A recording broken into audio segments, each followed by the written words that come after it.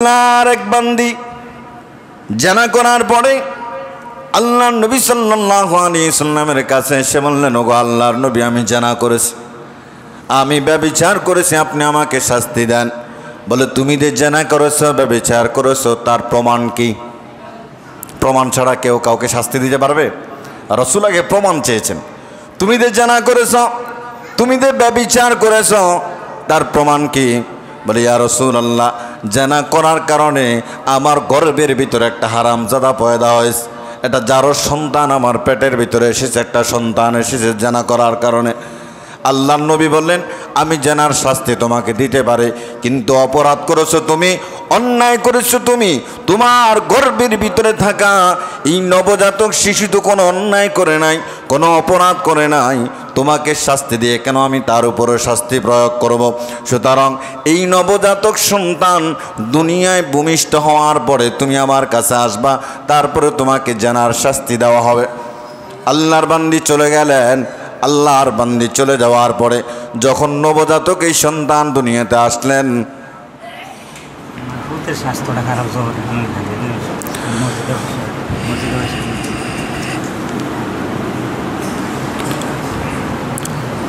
আল্লাহর বান্দি চলে গেলেন। চলে যাওয়ার পরে সন্তান যখন ভূমিষ্ঠ হলো, দুনিয়াতে যখন সন্তানটা আগমন করলো, এই সন্তান নিয়ে আল্লাহর হাবিব সাল্লাল্লাহু আলাইহি সাল্লামের দরবারে এসে হাজির। ও ইয়া রাসূলুল্লাহ, আমি জানা করেছি, ব্যভিচার করেছি, আপনি বলেছেন গর্ভের সন্তান দুনিয়ায় আগমন করলে আপনার কাছে আসার জন্য আপনি আমাকে শাস্তি দেবেন।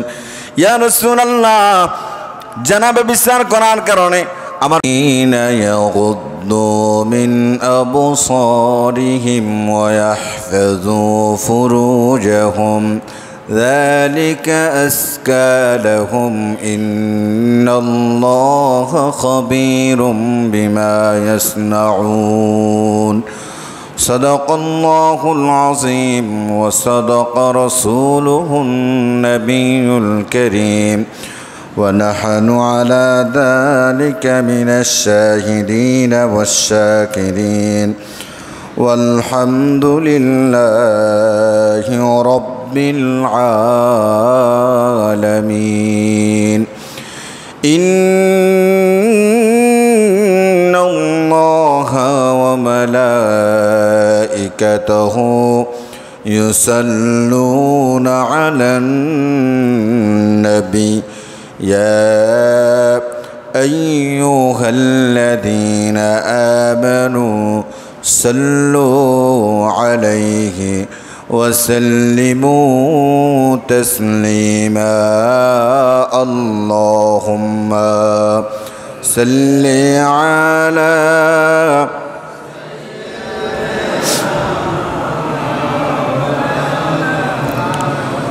وعلى آل سيدنا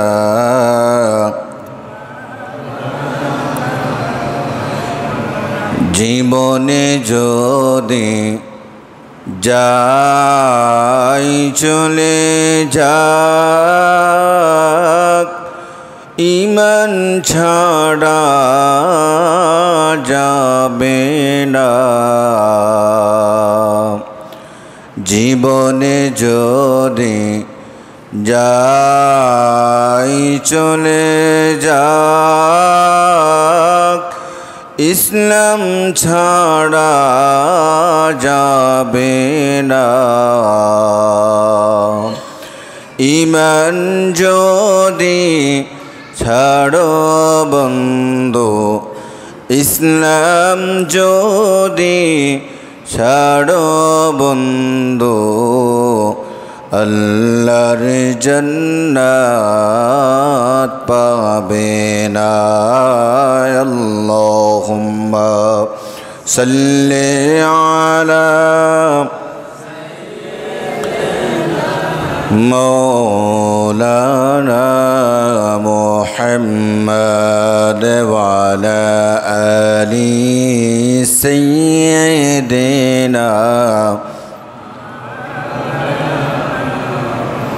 লা ইলাহা ইল্লাল্লাহ লা ইলাহা ইল্লাল্লাহ লা ইলাহা ইল্লাল্লাহ লা ইলাহা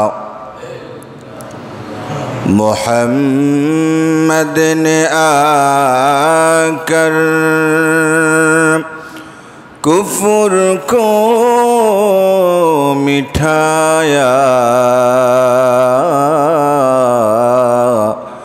कुफ्र को मिठा कर सदाकत बताया। ला इलाहा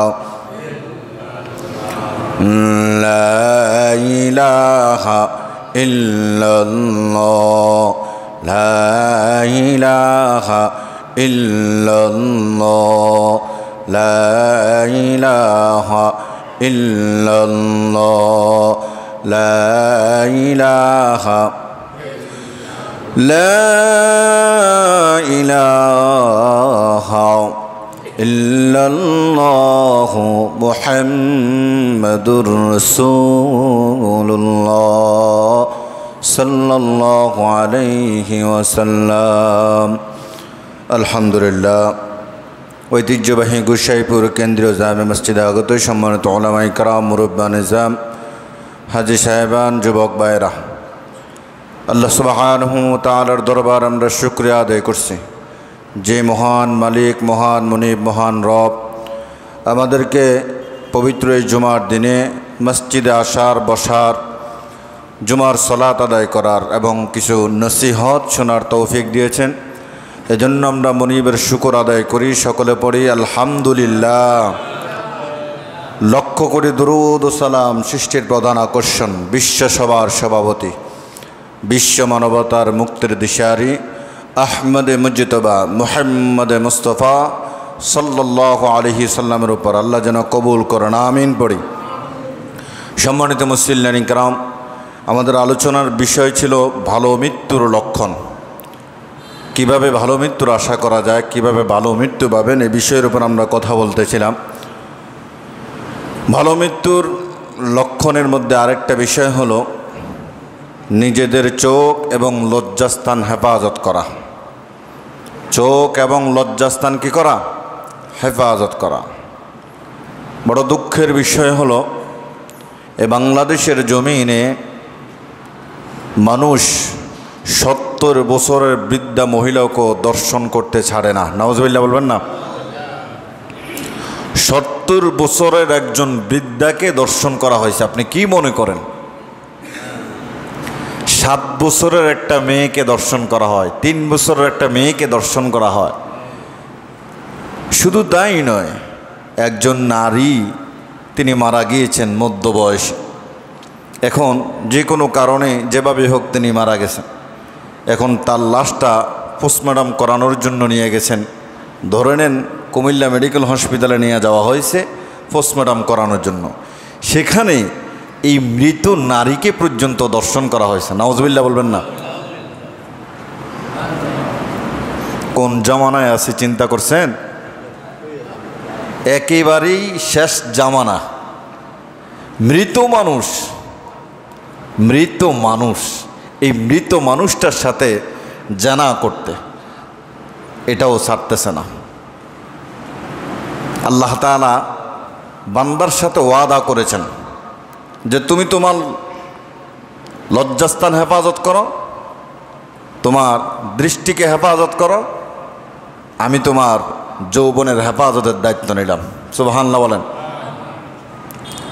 আজকে চতুর্দিকে দর্শনের হার বেড়ে যাচ্ছে। আমার মেয়ে, আমার মা, আমার স্ত্রী, আমার বোন নিরাপদ না আজকে। আর নারীরাও এমন, পর্দার কোনো বালাই নেই। ঘরের মধ্যে থাকবে, কোনো রকমের কাপড় চোপড় পরে, আর যখন মার্কেটে যাবে, বুড়িচং বাজার যাবে, কুমিল্লা যাবে, দেখবেন তাদের সাজতেই লাগে 1 ঘন্টা। ঠিক কিনা বলেন? সুনু, আলতা, লিপস্টিক যা কিছু আছে সব কিছু মেখে, নতুন জামা পরে, নতুন বোরকাটা পরে, কোনটা পরলে তাকে স্মার্টনেস দেখা যায়, কোনটা পরলে তাকে একটু ভালো দেখা যায়, সেটা পরে সে বাড়ির থেকে বাহির হয়। অথচ সুন্দর করে সেজে থাকার জন্য স্বামীর সামনে বলেছেন, আর সে নিজের রূপ যৌবন প্রকাশ করে মানুষের বাহিরের সামনে, বাহিরে মানুষের সামনে নিজের রূপ যৌবন প্রকাশ করে, কিন্তু ঘরে স্বামীর সামনে কোনো রকম পুরান কাপড় চোপড় পরে থাকে, থাকে না বলেন? থাকে না?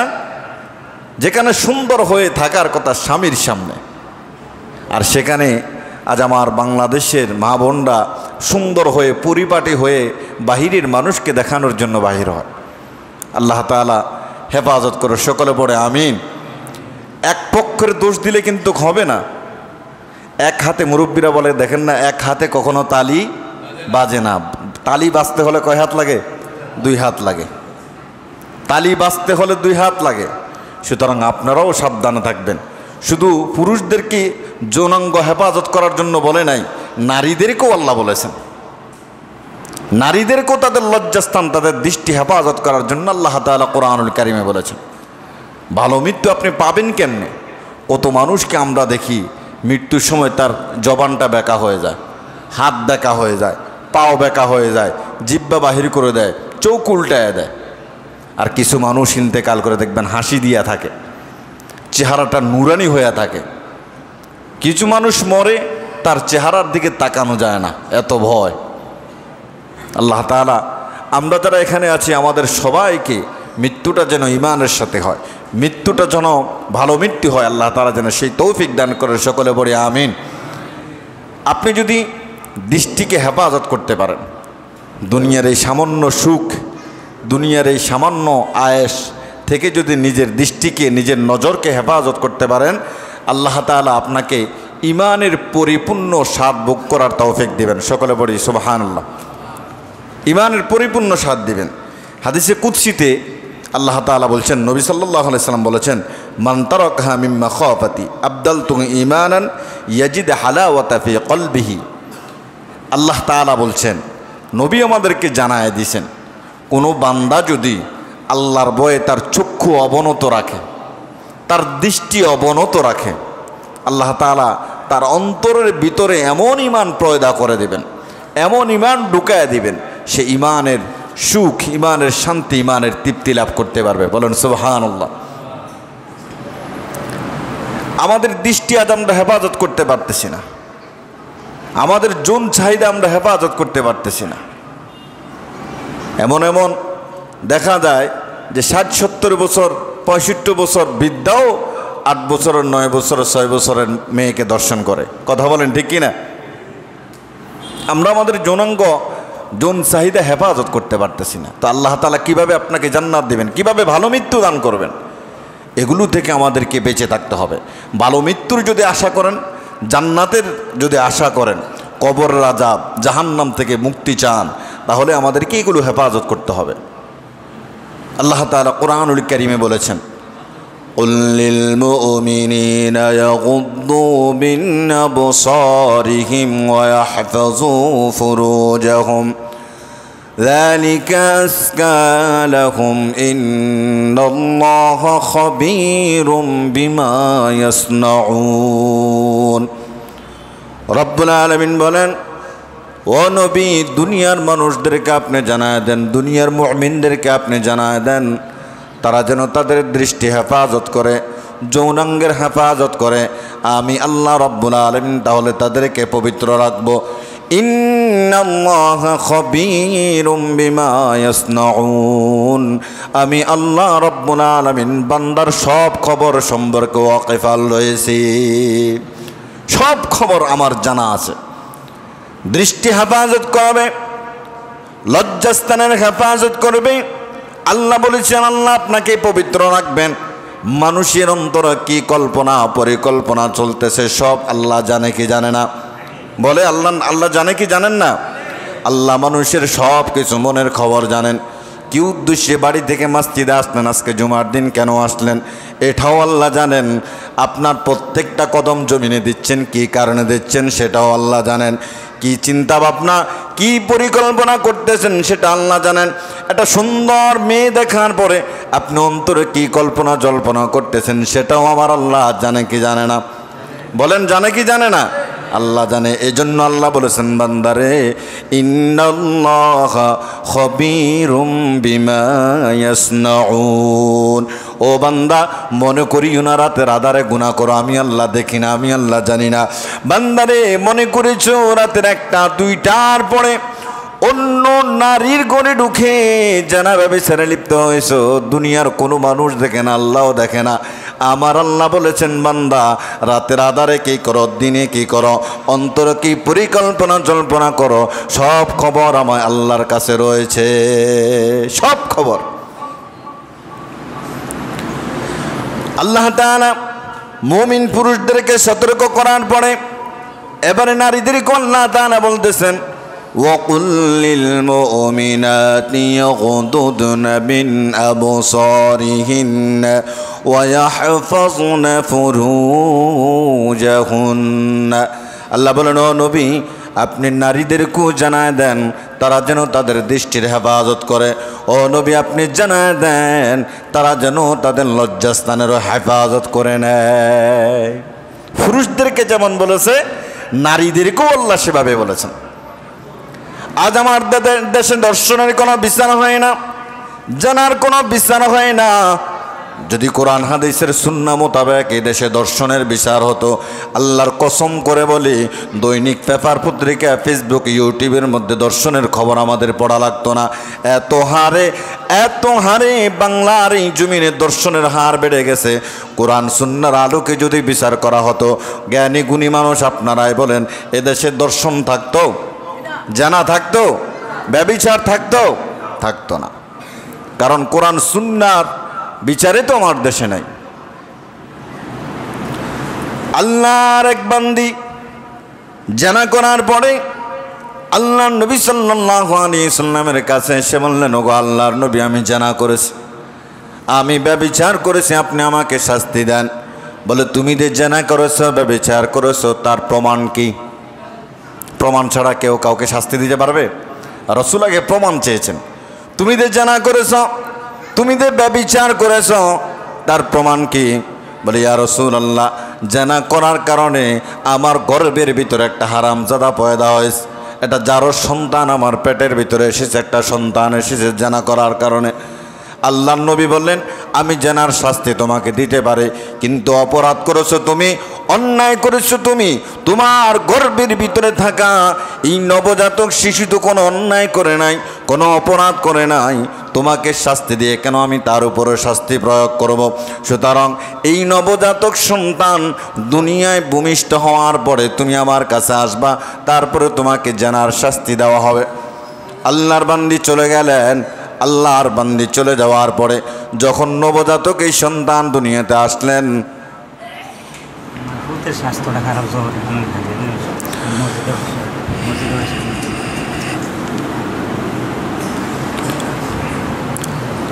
আল্লাহর বান্দি চলে গেলেন। চলে যাওয়ার পরে সন্তান যখন ভূমিষ্ঠ হলো, দুনিয়াতে যখন সন্তানটা আগমন করলো, এই সন্তান নিয়ে আল্লাহর হাবিব সাল্লাল্লাহু আলাইহি সাল্লামের দরবারে এসে হাজির। ও ইয়া রাসূলুল্লাহ, আমি জানা করেছি, ব্যভিচার করেছি, আপনি বলেছেন গর্ভের সন্তান দুনিয়ায় আগমন করলে আপনার কাছে আসার জন্য আপনি আমাকে শাস্তি দেবেন। ইয়া রাসূলুল্লাহ, জানা ব্যভিচার করার কারণে আমার সন্তান পেটের মধ্যে হয়ে গেছে। আজকে দেখেন, আমি আমার সন্তানটাকে নিয়ে এসেছি। আজ আমাদের বাংলাদেশে কত ড্রেনের মধ্যে, কত খালে বিলে সন্তান পাওয়া যায় না? বলেন না কেন পাওয়া যায় না? দর্শনের কারণে, ব্যভিচার করার কারণে। এই সন্তানের কি জবাব দিবা গো বোন? এই সন্তানের কি জবাব দিবে রে ভাই? যাকে তুমি জানা করেছো, যার সাথে দর্শন করেছো, দর্শন করার কারণে, জানা করার কারণে এই যে একটা বাচ্চা তার গর্ভে আসলো, এই বাচ্চাটাকে যে ড্রেনের মধ্যে ফালিয়ে দিয়েছে, নদীতে ফালিয়ে দিয়েছে, কোনো খাল বিলে ফালিয়ে দিয়েছে, কোনো ময়লার ডাস্টবিনে ফালিয়ে দিয়েছে, তার কি অপরাধ, কি কারণে তাকে মেরে ফেলা হলো, কি কারণে তাকে সেখানে ফেলে দেওয়া হলো? আল্লাহর কাঠগড়ায় যদি দাঁড় করায় দেয়, কেন তুমি এই কাজ করলা, কেন তুমি এই অপরাধ করলা? জবাব দেওয়ার কোনো রাস্তা থাকবে না? থাকবে? জবাব দেওয়ার কোনো রাস্তা থাকবে না। 5 মিনিট সুখ করলা, 10 মিনিট সুখ করলা, এই 10 মিনিট আর 5 মিনিটের কারণে একটা সন্তান দুনিয়ায় আসলো, তার জীবনটা তুমি শেষ করে দিলা। আল্লাহ যদি আল্লাহর কাঠগড়ায় দাঁড় করা দেয়, কি জবাব আল্লাহর কাছে দিবা? কারণ আমি মানুষ, তুমিও মানুষ, যাকে দর্শন করা হয়েছে সেও মানুষ। তুমি তার সাথে জেনা ব্যভিচার করলা, তার গর্ভে একটা বাচ্চা চলে আসলো। আল্লাহ যদি ধরেন, এই বাচ্চার জবাবদিহিতা কি করা লাগবে দিবা তুমি আল্লাহর কাছে? কি দিবা আল্লাহর কাছে? মানুষ বেশি দিন বাঁচবে না, 60-65 বছর পরেই তো দুনিয়ার জমিন ছাড়া লাগবে। তখন আল্লাহর কাছে তো জবাবদিহিতা করা লাগবে। সেদিন কি জবাব দিব আল্লাহর কাছে? আল্লাহর বান্দি বলেন, ইয়া রাসূলুল্লাহ, এই যে আমার সন্তান দুনিয়ায় আগমন করেছে, আল্লাহর হাবিব মুহাম্মদুর রাসূলুল্লাহ সাল্লাল্লাহু আলাইহি সাল্লাম বলেন, একটা সন্তান দুনিয়ায় আসার পরে তার মায়ের বুকের দুধ পাওনা 2 বছর। কয় বছর?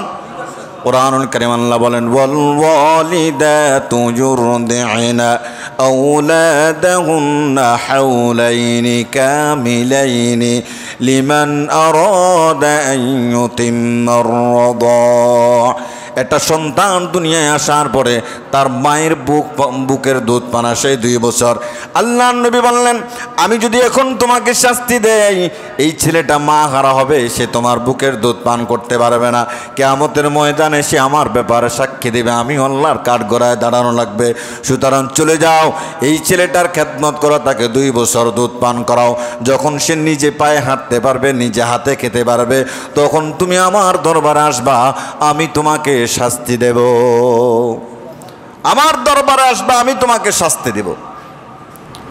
2 বছর পার হয়ে গেল, নবজাতক এই সন্তান যখন পায়ে হাঁটতে পারে, নিজে হাতে খেতে পারে, সন্তানের হাতে ধরে আল্লাহর হাবিব সাল্লাল্লাহু আলাইহি সাল্লামের দরবারে আসলেন। ইয়া রাসূলুল্লাহ, আপনি বলেছেন আমি জেনা করেছি, এই জন্য আমাকে আপনি শাস্তি দেবেন। আপনি বলেছেন সন্তানটাকে 2 বছর লালন পালন করার জন্য, এই যে সন্তানকে 2 বছর বুকের দুধ খাওয়াইছি, এখন আমার সন্তান পায়ে হাঁটতে পারে, নিজে হাতে খেতে পারে, আমাকে শাস্তি দেন। দেখেন আল্লাহর নবী কি শাস্তি দিয়েছেন। কুরআনুল কারীমে বলেছেন, আয-যানিয়াতু ওয়াজ-যানি ফাজলিদু কুল্লা ওয়াহিদিন মিনহুমা মিআতা জালদা। অবিবাহিত কোনো নারী পুরুষ যদি জেনা করে, তাদেরকে 100 দৌড়া দেওয়া। আর বিবাহিত কোনো নারী পুরুষ যদি জেনা কাজে লিপ্ত হয়, বুক পর্যন্ত গর্ত করে পাথর নিক্ষেপ করে দুনিয়ার জমিন থেকে বিদায় করে দেওয়া। কে করবে কার বিচার? আর যদি বাইতুল মুকাররমের সামনে এমন দর্শকদের বিচার করা হতো, বুক পর্যন্ত গর্ত করে গাড়াইয়া পাথর মেরে মেরে তাদেরকে বিদায় করে দেওয়া হতো, দেখতেন এদেশে আর জানা হতো না, এদেশে আর দর্শন হতো না, এদেশে আমার মেয়ে, আপনার বোন, আপনার স্ত্রী, আপনার মার দর্শন হতো না। এদেশে মৃত মহিলারা আজ আমাদের কাছে নিরাপদ না। এদেশে 70 বছরের বৃদ্ধা মহিলাও নিরাপদ না, 3 বছর 5 বছর 7 বছরের মেয়েরাও তো নিরাপদ না। কথা বলেন ঠিক কি না? আল্লাহ নবী সাল্লাল্লাহু আলাইহি সাল্লাম সাহাবীদেরকে বললেন, তাকে বুক পর্যন্ত গর্ত করে ঘিরে ফেলাও। বুক পর্যন্ত গর্ত করে আল্লাহর বান্দিকে সেই গর্তে ঢুকালেন। আল্লাহ নবী সাল্লাল্লাহু আলাইহি সাল্লাম অর্ডার দিলেন, পাথর মেরে মেরে মেরে মেরে তাকে দুনিয়ার জমিন থেকে বিদায় করে দেওয়া হোক। পাথর মেরে সাহাবায়ে কেরাম মারতে মারতে তাকে দুনিয়ার থেকে বিদায় করে দিয়েছে। এই জন্য আমাদের লজ্জাস্থান, আমাদের দৃষ্টি, এগুলো হেফাজত করতে হবে। আজ আমার যুবক ভাইরা নিজেরাই হাদিস বানায় ফেলেছেন। মাওলানা সাহেব আপনারাই বলেছেন, একবার তাকানো জায়েজ আছে, একবার দেখা জায়েজ আছে। এই জন্য তাকাইছি তো তাকাইছি, আর চোখ সরাইব না। নাউজুবিল্লাহ বললেন না? যে আল্লাহ বানাইছে এত সুন্দর করে, তো একবার দেখা তো জায়েজ আছে, এই জন্য তাকাইছি, একেবারে মন ভরে দেখেনি, আর দৃষ্টি সরাই না। নাউজুবিল্লাহ বলবেন না? তোমার দৃষ্টি পড়েছে, সঙ্গে সঙ্গে সেই দৃষ্টি অবনত করো, সঙ্গে সঙ্গে সেই দৃষ্টি অবনত করো, নিচের দিকে তাকিয়ে থাকো। আল্লাহর একজন ওলি, তিনি বললেন, একদিন আমার শয়তানের সাথে সাক্ষাৎ হলো। শয়তানকে আমি বললাম, শয়তান ভাই, মানুষকে কিভাবে তোমরা অস্পৃশ্য দাও, কিভাবে তোমরা বশ করো? শয়তান বলল, আল্লাহর ওলি শুনে নাও, জান্নাত থেকে যখন আল্লাহ তাআলা আমাদেরকে বাহির করে দিলেন, আদমকে সিজদা না দেওয়ার কারণে, এই মানুষকে সিজদা না দেওয়ার কারণে, এই মানুষের কারণে আল্লাহ তাআলা জান্নাত থেকে আমাদেরকে বাহির করে দিলেন। সেদিন আমি শক্ত একটা শপথ করেছি। কোরআনের ভাষায় আল্লাহ বলেন, সুম্মা লাআতিয়ান্নাহুম মিন বাইনি আইদিহিম ওয়া মিন খালফিহিম ওয়া আন আইমানিহিম ওয়া আন শামাইলিহিম ওয়া লা তাজিদু আকসারুহুম শাকিরিন। শয়তান বলল, যেদিন এই আদমের কারণে, এই মানুষের কারণে আল্লাহ তাআলা আমাকে জান্নাত থেকে বাহির করে দিলেন, আমি শক্ত একটা শপথ করে নিয়েছি, আল্লাহ এমন শক্তি দেন আমি যেন চতুর্দিক থেকে তাকে ওয়াসওয়াসা দিতে পারে, ধোঁকা দিতে পারে। এই জন্য আমি সামনের দিক থেকে, পিছন দিক থেকে, ডান দিক থেকে, বাম দিক থেকে, চতুর্দিক থেকে তাকে আমি ওয়াসওয়াসা দেই। কিন্তু একটা দিকে আমি তাকে ওয়াসওয়াসা দিতে পারি না, সেটা হলো নিচ থেকে আমি আল্লাহর এই বান্দাকে ওয়াসওয়াসা দিতে পারি না। সুবহানাল্লাহ বলেন। একটা দিক থেকে, সেটা হলো নিচের দিকে। আপনি যখন নিচের দিকে তাকাবেন তখন আর কোনো গুনাহ হবে না, শেষ। আপনার একবার শরীরে খুব জিদ, অপর এক ভাইকে আপনি আক্রমণ করবেন, আক্রান্ত করবেন, এই জিদ কন্ট্রোল করার জন্য জিহ্বা কামড় দিয়ে যখন মাটির দিকে তাকাবেন, এই জিদটা ঠান্ডা করে দেবে কে? মাটির দিকে তাকায়া পড়ে নেবেন। পড়েন, আউযু বিল্লাহি মিনাশ শাইতানির রাজিম। সবাই পড়েন, আউযু বিল্লাহি মিনাশ শাইতানির রাজিম।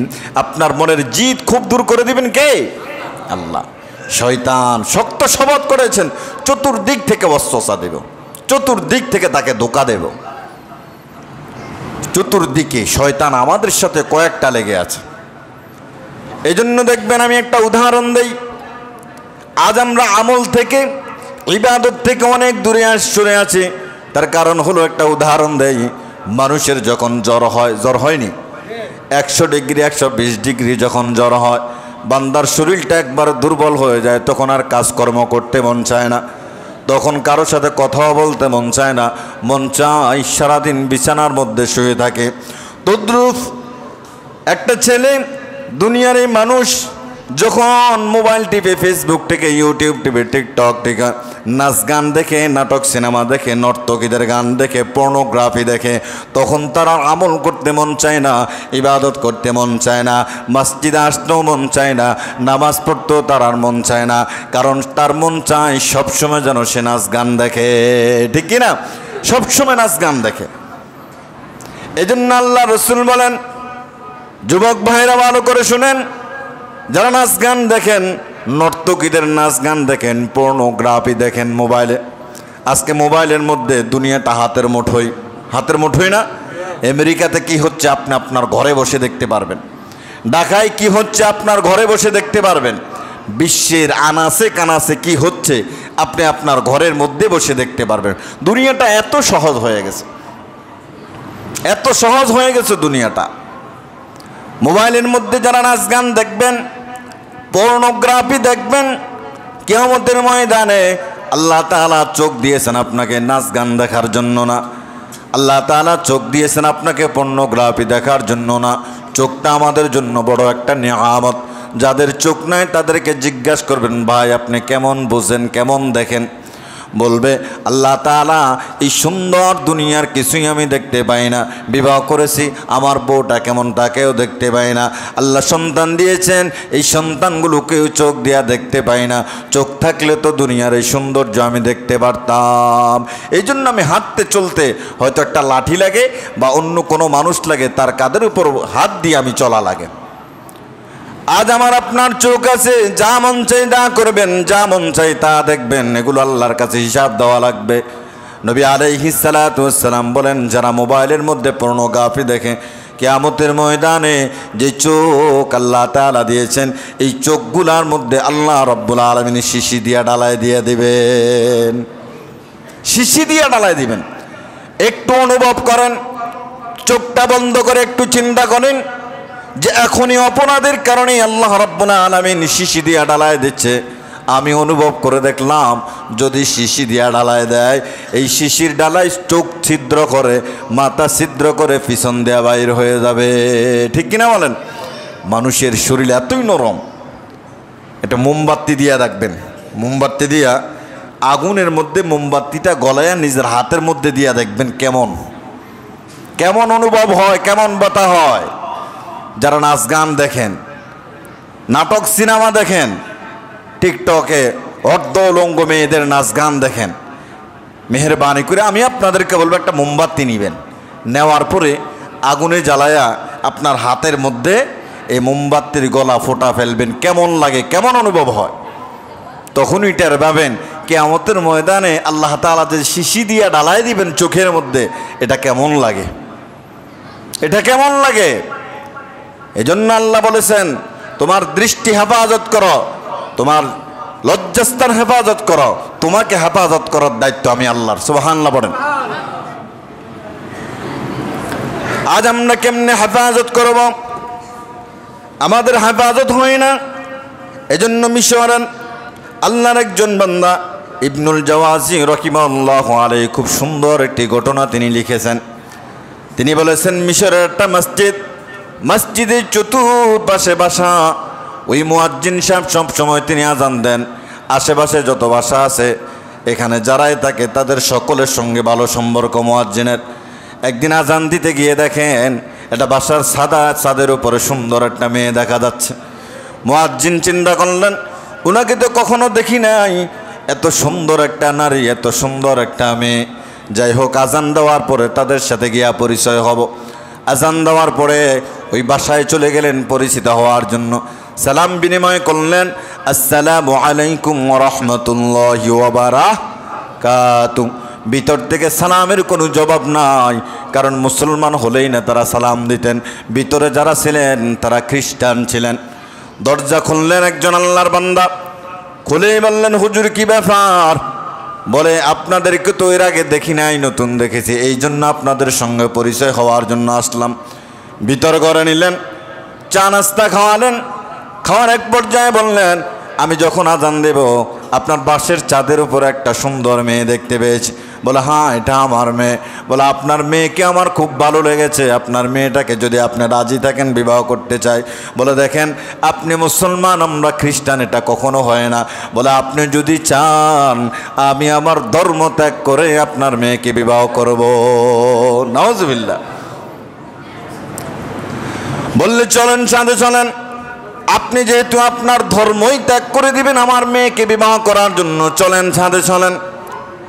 বাড়ির ছাদে গিয়া একান্ত আপনার সাথে কথা বলে নেই।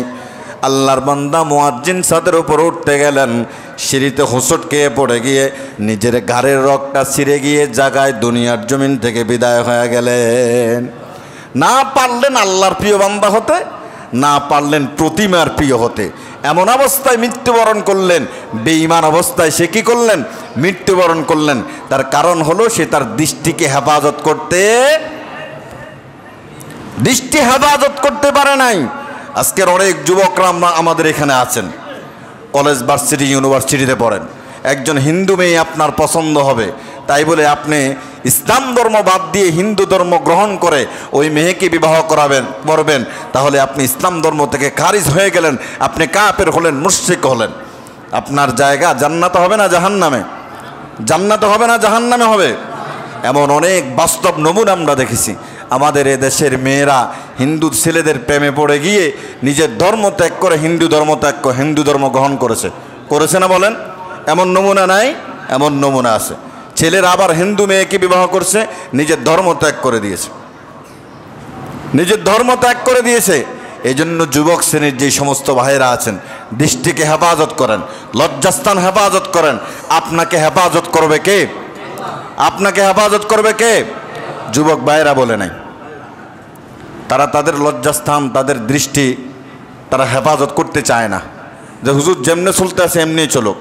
ভালো লাগার একটা ব্যাপার আছে, ভালোবাসার একটা ব্যাপার আছে, ভালো লাগতেই পারে। কারণ ইউসুফ জুলেখাকে ভালোবেসেছেন, কিন্তু ইউসুফ জুলেখাকে কি ভালোবেসেছেন বলেন? এই ফতুয়া দিয়া বলে ভালোবাসা জায়েজ আছে, ভালোবাসা জায়েজ আছে। এই ভালোবাসার দোহাই দিয়া আপনি বিবাহের আগে হারাম রিলেশনে জড়ালেন, পার্কে গিয়ে কথা বললেন বিবাহের আগে, তো এটার শাস্তি কি হবে একটু চিন্তা করেন। এই জন্য আমরা তো সবাই মরে যাব, মরবো না সবাই? না এখানে কেউ চির অমর হয়ে দুনিয়াতে বেঁচে থাকবেন? চির অমর থাকবেন কেউ? আমরা সবাই একদিন মরে যাব। তাহলে আমরা চাই, আমরা যেহেতু দুনিয়ার জমিন থেকে চলেই যাব, মরা যেহেতু লাগবেই, মৃত্যুবরণ করা লাগবেই, তাহলে আমরা আমাদের দৃষ্টি হেফাজত করব, আমাদের লজ্জাস্থান হেফাজত করব। রাজি আছেন ইনশাল্লাহ? রাজি আছেন ইনশাল্লাহ? কারা কারা রাজি আছেন দুই হাত দেখান, কারা কারা রাজি আছেন দুই হাত দেখান। আল্লাহ সবাইকে দৃষ্টি লজ্জাস্থান হেফাজত করার তৌফিক দান করে, সকলে পড়ি আমিন। আল্লাহ আমাদের যুবকের যৌবনকে হেফাজত করেন, আমিন পড়েন। এগুলো আপনাদেরই সন্তান, তাদের জন্য আল্লাহর কাছে খাস করে দোয়া করবেন, আল্লাহ যেন তাদের চরিত্রটাকে ঈমানি চরিত্র বানায় দেন, সকলে পড়ি আমিন।